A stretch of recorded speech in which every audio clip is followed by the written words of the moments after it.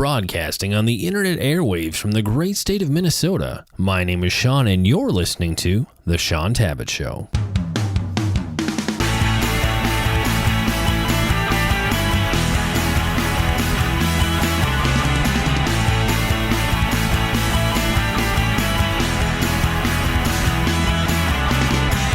Today, my special guest is Alex Chediak, and we're going to be discussing his book, Thriving at College, which is published by Tyndale House Publishers. Alex, thanks for being a part of today's show. Thanks for having me, Shaun.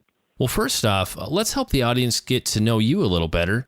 Tell us a bit about your background and talk about the range of ministry and teaching experiences that you've had through the years. Great. So I went to college and studied science and engineering, and during that time began to tutor other students as I got through other classes and kind of started to sense an inkling that God might be using me as a teacher down the road.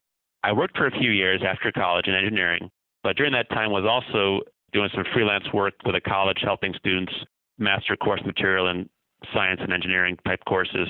And then I went to graduate school, was doing a teaching assistant role in graduate school, while also getting involved in some college ministry on the side. So I did a variety of leading small groups, teaching pinch hitting for the college ministry, teaching in that context.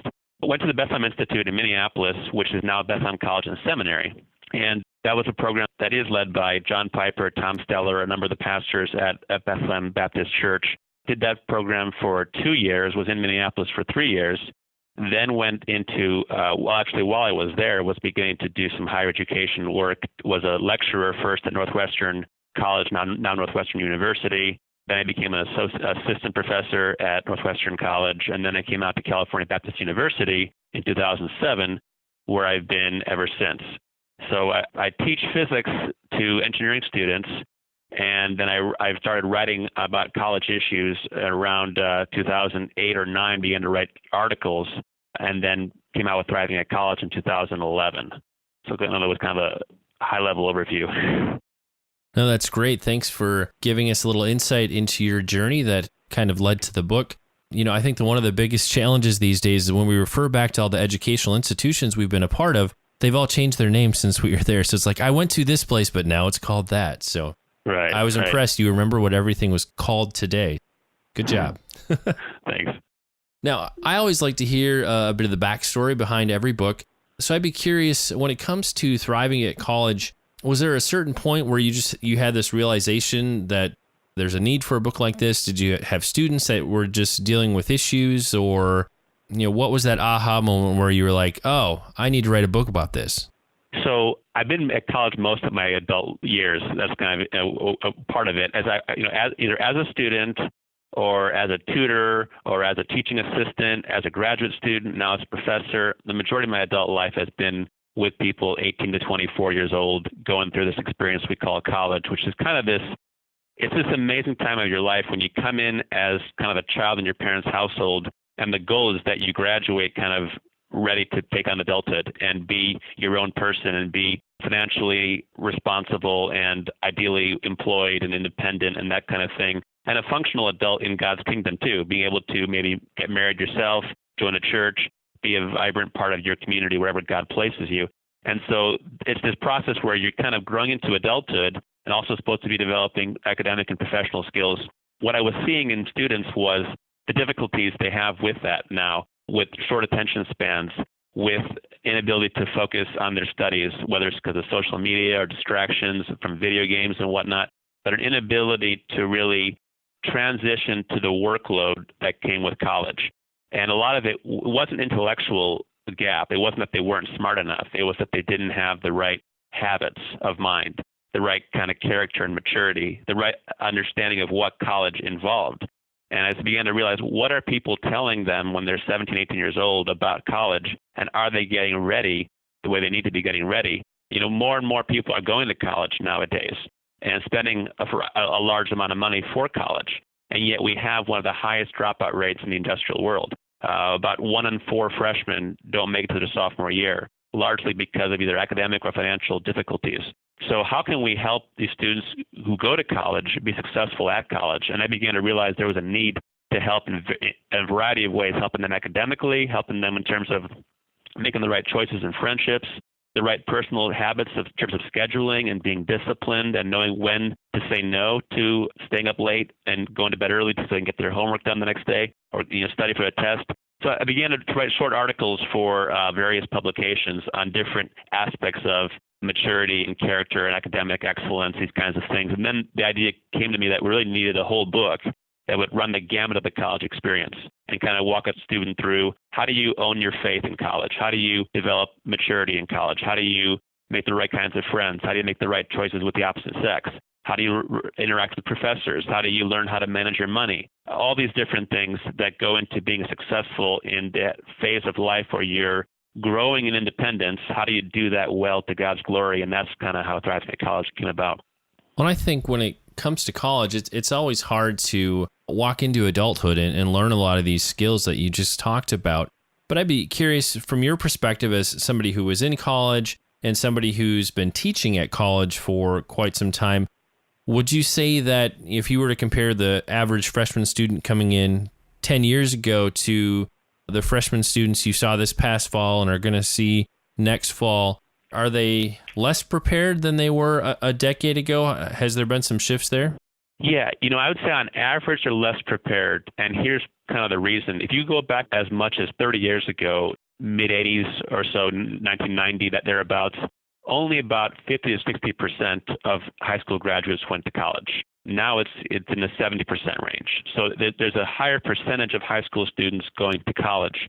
But that extra 10% or 10 to 15%, that extra boost of students going to college, are people who are not as academically prepared or have backgrounds where their parents maybe didn't go to college. So you have a lot of more first-generation students going to college, first generation that their parents never went. So they don't know what college is like, what to expect, the workload, the fact that you're going to be in class a lot less than you're in class in high school, but you're going to be asked to do about twice as much homework out of class than you were in high school. So some of the changes that come with college are things that a growing percentage of college students just are not familiar with, either because their parents didn't go or maybe because they weren't as academically strong in high school. So for those reasons, the average level of preparation does seem to be coming down. Now, you cover a wide range of topics in the book, so I'd like to dig into a little bit of the meat. Mm-hmm. So really, you're looking at the range of experiences and situations that really, I would say most, if not all, college students are going to have to deal with. And one of the things I hear a lot, if you pay attention to Christian media, I'm sure most of the listeners have heard gloom and doom, dire statistics about students losing their faith while they're in college. From what you cover in the book and your perspective as a professor, what are some of the ways that students are going to have their faith challenged when they're on campus, and how might they be able to effectively respond to those challenges? I think the challenges come in two areas, intellectual and moral. So intellectually, is the Christian faith legitimate? Is the Bible reliable? How can you believe the Bible in this world? How does a good God fit with all the evil in the world and all the suffering? Is Christianity intolerant? Nowadays, one of the largest challenges that I think our students experience is this idea of tolerance. In our day, tolerance has come to mean affirmation. So tolerance is not just, I'm going to respect you as a person I disagree with. To be tolerant means I have to affirm your choices as being legitimate. So whether that's homosexuality or whether that's other faiths or no faith, we're not allowed to say we believe Christianity is the only true faith or that Jesus is the only way to God. That's what you're not allowed to say in our day anymore. You can say Christianity is true for me, but you can't talk to people and tell them the reality of Christ's death and resurrection has implications for them, whether they like it or not. So helping teens be bold and confident about the veracity of the Christian faith, that it's really based on historical realities, and that it has implications for everybody, whether they acknowledge them or not, I think is very important. And just know that when you get to college, you're going to find people who don't think of truth as being absolute. They think of truth as being only relative to you and subjective to you. So knowing how to interact with those people, I think, is very important. Then ethically, I think you're going to have temptations to live wild, to do lots of things that your parents wouldn't approve of, and you have to have a moral core. You have to have an internal compass that says, I know that God's ways are the most satisfying for me, and that even though sin may offer me temporary pleasure, it's a deceptive pleasure. It's a pleasure that's going to come back and bite me. It's like eating something that tastes good, but it's going to give me a huge stomachache 10 minutes later. it's going to end up being bad for me. And so if I know that God's ways are best, if I know that God wants me to be happy and that God's commandments are there not to rob me of joy, but to enhance my joy, then I can say no to the passing pleasures of sin and the temptations that come with college in terms of the moral climate of college. Those are the two kinds of classifications of the threats that Christians face. I think another important area, just like they were in high school, friends are going to be a huge part of everybody's college experience. What are some of the pitfalls that students need to be aware of when it comes especially to the company they keep? And that could be peers, friends, and dating relationships. What are some of the things you've seen that students really need to think about and be aware of, and how might they approach those situations with character and while trying to keep their faith intact? The first thing, well, let's separate the friendships to same-sex and opposite sex first. So let's go with the first same-sex friendships. I think it's really important to be intentional in who you seek as your deeper friends. So when you get to college, especially if you go somewhere where you don't have any friends, any background, you don't know anybody there, and you're living in the dorms, you're going to meet lots of people that first week and that first month. You're going to meet classmates. You're going to meet people in your hall. You're going to meet people in club that you are attending. And I think it's really important to say, I am going to go out of my way to make sure I meet Christians as well. And have a plan for a church and a campus organization where you can meet other Christians. And to say, I'm going to find my closest friends among those who share my values. There's different levels of friendships. You can have acquaintances all the way to, best friends. And what you really want to say is, look, I know that Proverbs 13:20 says, if I walk with the wise, I'll become wise, but the companion of fools will suffer harm. So I need to find people who are growing in wisdom. I need to hang out with them because the character of my closest friends will become my character. The habits of my closest friends will become my habits. The values of my closest friends will become my values. So really knowing that I need to have a core group of people that strengthen me like iron sharpens iron. And then from that strengthening, I then can have the wherewithal to be salt and light among my non-Christian friends and associates. So it's not that we want to shun non-Christians. No, college is a great time to do evangelism, to lead people to Christ. But we need to be sure that we are strong ourselves so that we have the wherewithal to be salty in those relationships with them. And then I think when it comes to dating, we want to avoid the danger of getting too fast with someone we don't really know very well. So freshman year is a time where a lot of students feel loneliness because they're away from home for the first time for an extended period of time, and they're meeting lots of new people, but yet they feel kind of all alone that first month or so. And it's really easy to meet someone that's attractive to you, and you end up spending a lot of time with them, and before you know it, you're falling in love with this idea of a person. You don't really know who they are yet, but you're kind of falling in love with the idea of them. And when you spend all your time with them, then that presents sexual temptation and other problems. So you really want to avoid going too far too fast that first year. Those are some of the dangers that I think freshmen face.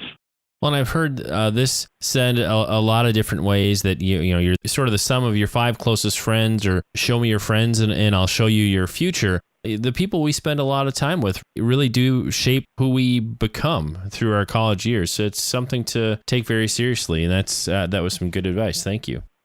You're right. I mean, I think a lot of times the friends you make in college are ones you have for life. The closest friends, those 5 closest friends you have in college, you're in their wedding, they're in your wedding, you're connecting with them through life. They can really shape your next 10 years after college. Well, and obviously, since I would hope people are going to college to learn, another area that students can become a bit obsessed and overburdened is the area of grades and academic performance. From your perspective, what's a balanced approach to this important aspect of every student's college experience? Yeah, this is a huge one for me as a professor. I see this all the time. I know when I was a student, I struggled with this too. It's the idea of, am I here to learn or am I here to get grades? Am I here for an education or am I here for a credential? Am I here to get a piece of paper 4 years from now, or am I here to develop learning at a deep level that's internal and that's not going to be on a piece of paper? It's going to be inside my heart and inside my head. I try to help students realize that the purpose of college is to develop themselves as adults, intellectually, morally, character-wise, spiritually, relationally, because what's going to make them more successful in the future is not just a piece of paper, but the education and the learning that piece of paper is supposed to signify. Now, how does this translate to the classroom? I try to tell students, look, don't think about your grade in the next test. Think about learning the material well. If you learn the material well, the grade takes care of itself. If you obsess on the grade, you probably won't learn very well, and you'll probably underperform. So ironically, the students that are most anxious about the grading process are the ones who find the least joy in the learning process, and they often have inferior results, because when we're anxious, what happens? We end up choking. We underperform.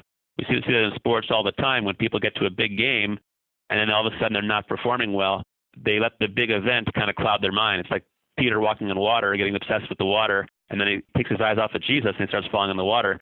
We can kind of get caught up in the pressure of the moment and collapse.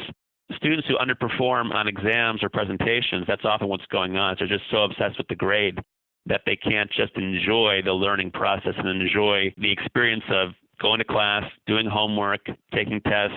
I try to tell students the more you can learn to enjoy learning, the better off you'll be 10 years from now, because you don't stop learning when you graduate either. In this work environment, this professional environment that we're in, you and I both know we got to keep learning. We got to keep adapting. We got to keep meeting new people, learning new skills, and presenting ourselves professionally in a variety of environments. And what does that require? It requires a commitment to personal growth and to lifelong learning. Where do we start developing those habits? Ideally, before we get that first job. Ideally, when we're in high school, when we're in college. So yeah, it's really important that students learn how to learn and to like learning. God gave us a brain, and he expects us to develop it, and it's part of being a good steward of the gifts that God's given us. I think learning to learn, as you might say, is so critically important with the way the job market is today, and people move around a lot. A lot of people are having 2 or 3 careers where they might work in completely different fields over the course of their lifetime. So having the ability to learn and assimilate large volumes of information and do that quickly and do it well, that's going to be a skill that will serve you your whole life. So if you can get a handle on that in high school and college, you're just going to be that much more prepared when you get out there in the workforce. Right. Let me just say one thing, if I could, about the propensity of people. Now, we talk a lot about the STEM fields, science, technology, engineering, and of course, that's what I teach. I teach students who want to be engineers. Engineering is a good career. It's a great career to go into. But a lot of times the students that go into these professional fields are the ones who have the least appreciation for the humanities, liberal arts, learning how to be a good communicator, taking a class on speech, taking a class on writing. And yet those skills can make or break them in the professional fields as well. So I try to tell students, look, it's really important that you be well-rounded, because when you graduate, you will need to have a variety of skills. You'll need to have those technical skills to be employable by a technology company, but they're also going to want you to be able to work well with other people, to be able to make presentations, to be able to write reports. And so don't blow off your other classes that are outside engineering. They are important as well. Yeah, definitely. In the workforce today, you need a wide variety of skills and abilities to pull on. And if you want to move ahead and, take up higher level of positions in management, you are going to need the ability to get up in front of a crowd, make a presentation, give a speech. You're going to have to be able to get out in front of people you don't know and network and make new friends. So just being able to go beyond the specific skill set or task you were trained for, and what I would call utilize some of those social skills are going to be just as valuable as the things you're learning about your specific field or discipline. Absolutely. Now, this book has been out for a while, so I'd be curious, are there some memorable or encouraging responses that you've received about the book? And, this could be from students, it could be from parents, grandparents who bought the book for their students. Tell us about some of the feedback you've gotten. Probably the most memorable experience was I was speaking at an event, and a young boy came afterwards to buy a book, and I thought he was buying it for an older sibling. He was about 9 or 10 years old. He told me he was buying it for himself. That was highly memorable, because I don't think anyone that age has ever bought a book, and I was ready to buy stock in his company, whatever company he was going to start when he was 14 years old or whatever. But you do see these sometimes young adults, teenagers, who are really eager to learn and really eager to make the most of high school and college. And that's pretty exciting when you find students who are thinking about their future well. In other words, I think a future orientation is so important today for young people to have, an idea that being young, it doesn't mean I can be careless and reckless. Being young means God's given me a body with abilities, intellectual abilities, physical strength, mental strength, and I need to steward those things well in order to be useful in the future. In other words, God uses people who are prepared. God saves us by grace through faith, but that he has good works for us to walk in, and we'll be more useful to God in this world if we are more prepared, if we're more capable, if we've developed our 5 talents into 10. So seeing people who are hungry to do that has been really memorable. And in terms of the encouraging aspect, when this book came out, Ben Patterson is a college minister at Westmont College now. He was at Hope College before. He's been all over the place. But he wrote something as an endorsement for my book that really kind of floored me. He said he'd been a campus pastor for the last 17 years and had seen a variety of books for Christian students, but that this was the best book that he had seen. And that just kind of blew me away. And when I wrote it, I anticipated that there was a need for it, but the response has been far beyond what I anticipated. I think it's because I'm trying to speak to a variety of topics that come with college, not just staying a Christian. That's very important, but we also need to help our Christian teens know how to live from the foundation of their Christian faith, how to apply that Christian faith in the classroom, how to apply it with their friends, how to apply it in the way they use their money. So trying to run the gamut of topics and seeing that kind of response has been very encouraging. Now, we're recording this interview in May of 2015, so it's graduation time. A lot of friends, parents, grandparents that are buying graduation gifts right now. So this, obviously, in my opinion, in your opinion, this is going to be a good option for a solid graduation gift. But when it comes to the intended audience or the ideal age of somebody who might read the book, would that maybe be from like 11th grade through sophomore year in college, or what age range do you think is going to really get the most out of the book? I think what you said is exactly right. 11th grade to sophomore year of college is probably the sweet spot. A high school senior who is graduating and who has 3 or 4 months before he or she starts college, that would be the ideal time to read the book. And what you could do is even read it with your son or daughter this summer while they're getting ready for college, while you're getting ready, while you're making the shopping list and buying clothes and buying books and getting ready for the actual transition. Make this something you start reading maybe in June. Go June, July, August, reading this book with your son or daughter to help them know what's coming. The other thing I sometimes find is students get it as a high school graduation gift, but they don't read it immediately because they assume, oh, yeah, I'll figure it out when I'm there. Then they get to college and they realize, oh, yeah, I probably should read chapter 2 about how to adjust to the academic life of college. Or probably should read chapter 4 about opposite sex relationships. When things come up in their life, that first or second year of college, then they go dive into the book and read different parts of it. And one of the features of this book is that there's 10 chapters that really each chapter stands alone. I wrote this book in a different order than it was actually published in. It was kind of a bizarre process. I wrote the 10-chapter book, and then the publisher organized the chapters into different sections and said, why don't we start with college matters? Then let's do relationships. Then let's do character. Then let's do academics. Because everything else kind of lays the foundation for who you are, and then academics they actually put last, although I had the most content about academics. So really each chapter stands alone, which means that a student could read one chapter this summer and read another chapter 3 months from now when they're in college and benefit either way. But yeah, I think freshman, sophomore year of college, great time to read the book. Even junior, senior, great time to make adjustments to prepare for their future. There's a whole chapter on growing up in the book. And one of the things I talk about there is how you should interact with your parents as you are starting to finish college. In other words, there's this interesting season where you're starting to hopefully take on financial independence yourself. And maybe you are going to move home when you graduate because you need to look for a job in your hometown. But how should you interact with your parents as a 21-year-old versus a 17-year-old? Ideally, you're more competent, you're more capable, you're more willing to shoulder responsibility. Maybe you can contribute to the household expenses. Maybe you can do more chores to show that you appreciate the free housing. So it's how do you interact with your parents in a way that says, I want to honor you by becoming like you. I want to honor you by moving from being a child to being an adult to being your friend and not just your son or daughter. How do you do that well? As we're seeing a lot of students now move home with their parents and maybe not grow up. Maybe they just fall back into the same old habits. And mom and dad are wondering, when are they ever going to leave, right? So there is content in the book for people at the far end of college, at the latter end of college as well. That brings me to kind of one of my pet peeves today. I'm really intrigued by how society approach college students. I often hear people referring to adults who are in college, even at age 25, 26, as kids. And it's really intriguing to me because I got married when I was 19 and had my first baby when I was 20, almost 21. So it's just really intriguing to me that parents, grandparents, older adults are, referring to their adult children who are in college as children still, even though they are very much adults. Any thoughts on how that creates a challenging situation for the college students?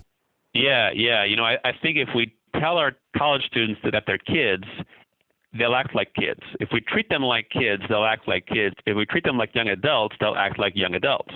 I think we have to raise expectations, and then what we'll find is that they are more than ready to grow into being able to meet those expectations. So it's about challenging them to take on the mantle of adulthood. One of the things I say in Thriving at College is that the college years are meant to be a launching pad into all that goes with responsible Christian adulthood.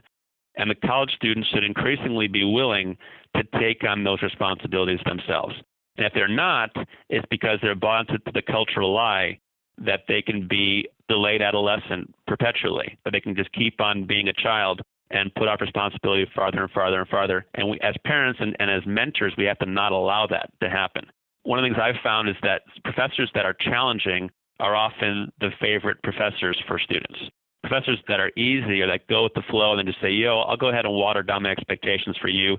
The students themselves resent it. The students themselves know something is missing. I should be challenged. I should be called to something greater. I think there is a hunger there, and that we just have to be mentors and role models and coaches and helping them take on adulthood. That word coach, I think, is a good word because when a kid's 16, 17 years old, biologically they are an adult. Now, they're not acting like an adult yet because no one showed them what that means, and they're still getting used to the whole idea of being an adult. But we have to be their coaches and mentors to walk them into, you're an adult in training at the age of even 14 years old. You're a biological adult in training to be a full-fledged adult. Now, the only question is, how are we going to train you? How are we going to coach you? How are we going to prepare you so that you can take on increasing levels of responsibility in society and be competent and capable so that you are our peer and not just our dependent? We don't want our children to be perpetually dependent upon us, so we have to coach them and train them to leave the home and to become adults in society. So I wrote a book actually about that. I wrote a book called Preparing Your Teens for College, which could have been titled Preparing Your Teens for Life, because that's really what the book was about, but it's a different book that came out last year. Well, and I've heard it said again and again by a lot of parents that they don't want their kids to have to work as hard as they did, or they feel like they had to grow up so fast and they want their children to enjoy, an extended childhood. Or on the one hand, I don't think that those parents have bad intentions. The sad thing is they're really addling, or you might say, and holding their kids back by not allowing them to take on that mantle of adulthood. I think the intentions are good, but I think we can look on the challenges that you talk about in the book and just the general extended adolescence that we see throughout society. I would say the intentions are probably good, but the fruit that's coming, I think we can all agree, is pretty bad. So as much as parents might not want to hear that, calling their children to something greater and to adulthood a little earlier than, 25 to 35, I think it might be a good thing. Yeah, and I think the intentions definitely are good. And one of the things I've found with students is that a lot of times they come to college and they haven't learned to do things for themselves because their parents have done things for them. Well-intentioned, they don't want the kids to fail. So, for example, I have had students who are very capable turn in a lot of sloppy work, and I say, I know you're capable of doing better than this. Why do you think you're turning in sloppy work? And they've told me, well, when I was in high school, my parents used to check everything for me before I would turn it into the teacher. They always caught my careless mistakes. But those same parents were well-intentioned. They didn't want the kid to lose points on his assignments. They wanted the kid to be successful, but they were doing the work for him, not helping him do it himself. So I think some of it is just, how can we step back and make our kids stand up more? And in other words, if they blow it a little bit, if they get a B on an assignment instead of an A on an assignment because we didn't write the paper for them, won't that be good for them? Won't they learn more in the long run from that experience? I learned the most in college from professors who gave me lower grades, who said, let me teach you how to really be a better writer, how to be a better student. And it took me up a notch because I realized I didn't have that intellectual skill that I thought I did, and they were doing the right thing by giving me lower grades and helping me rise to higher expectations. So I think it's that, are we willing to let our kids stumble in the short run with small things here and there that are going to be formative, that are going to help them be more successful in the long run. Sometimes we have to have those early missteps, and that, like you said, working through it. It builds character. It builds muscles. It's like muscles aren't developed unless we actually use them. It's the same way intellectually or with just decision making. Learning to let them make decisions in a competent way and live with the consequences. If they make mistakes, we can help them process those mistakes. If they make mistakes when they're 30 years old, those are probably going to be larger mistakes with greater consequences, and we won't be as much involved in their life to help them process those mistakes. If we're able to allow our kids to make mistakes in their late teens and early 20s, that's going to have a lot less impact versus when they're in their 30s and they're married with kids and they've got a career. I'd much rather see my kids make mistakes when the fallout is much more reasonable than when they're that much further on in life. Exactly. Well, I know you have a few other books in addition to Thriving at College. Before the interview, we talked about that you have a new project coming with Zondervan as well. So tell us about the few of the other Alex Chediak titles that the listeners should be on the lookout for. So parents who have kids at home might want to pick up Preparing Your Teens for College. A lot of times parents think about getting their kids ready for college when the kid is 17, 18 years old and they're graduating, they're about to go to college 3 months from now. And it's never too late to start preparing your teens for college. But it's also, in a sense, it's never too early, because preparing your teens for college is just a subset of preparing them for life, for independence, for responsibility, for maturity. And so Preparing Your Teens for College was written to be a companion book for Thriving at College. So one book is for the student, one book is for the parent, and it's about getting them ready all through from the age of 12, 13 up until they're 18, 19, 20. How do you develop their character? How do you develop their academic abilities? How do you help them find what they're good at so that they can pick a major that makes sense for them? How do you help prepare them for the financial challenges of college? How do you prepare them for the opposite sex relationships? How do you prepare them to make good choices among friends? How do you prepare them to choose a college well? So there's 2 whole chapters on choosing a college, what things to look for. One of those chapters is about choosing a conventional 4-year college. The other chapter is about choosing potentially a non-4-year college, a vocational school, an associate's program, because not every 17-year-old is really ready for your 4-year college. Some of them would be more successful pursuing an associate's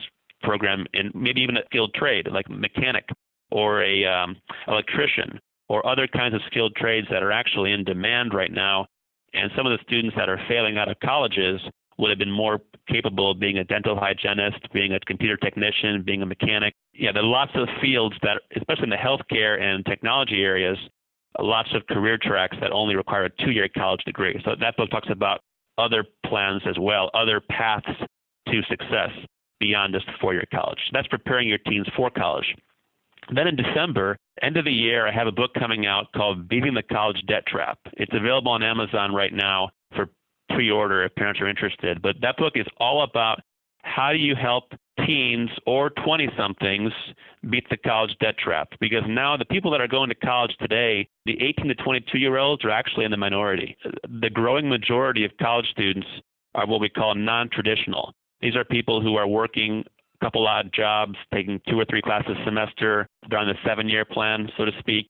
And they're trying to figure out, how do I pay for college while I'm in college so that I graduate and can afford to live without having enormous debt?